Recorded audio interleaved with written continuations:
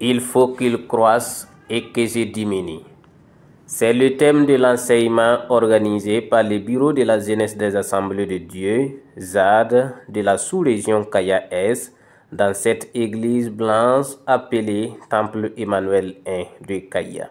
Un enseignement qui se tient dans le cadre des activités de la Journée nationale de la ZAD, selon le président. Ce programme d'enseignement, c'est à l'occasion de la Journée nationale de la ZAD, commémorée chaque année au Burkina Faso. C'est de dire à toute la jeunesse de bien s'organiser pour que la fête soit belle dans toutes les églises.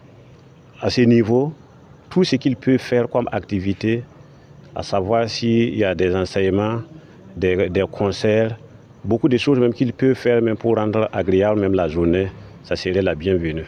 Pendant 2 jours, ces zadistes venus des différentes églises de la sous-région ont été édifiés par la parole de Dieu. L'orateur revient sur le thème développé.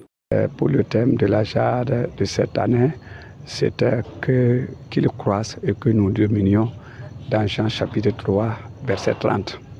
Le message concernant le thème, j'ai pu transmettre comme il se doit, et le message était centré seulement pour ce qu'il croisse et ce que nous diminuons. Je pense que le message est venu à point nommé, parce que dans ces temps-ci, il faut que Christ prenne la première place de notre vie et que nous diminuions pour répondre à la parole de Dieu.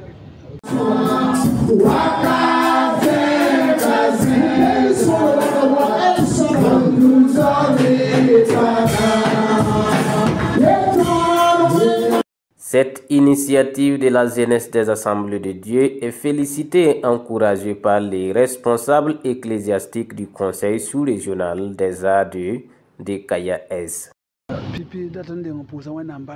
Nous voudrons tout d'abord remercier Dieu parce qu'il nous a donné une jeunesse qui veut recevoir des enseignements. Ça veut dire que ce sont des jeunes qui ont une bonne vision et qui marchent dans l'obéissance.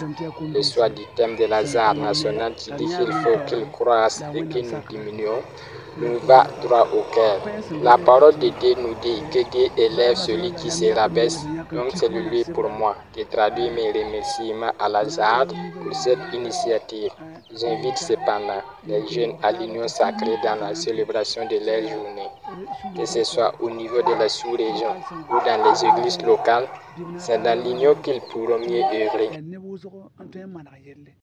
Outre ces programmes d'enseignement, plusieurs autres activités sont prévues dans les églises locales à l'occasion de la célébration de la Journée nationale de la ZAD qui se tiendra le dimanche 1er septembre 2024.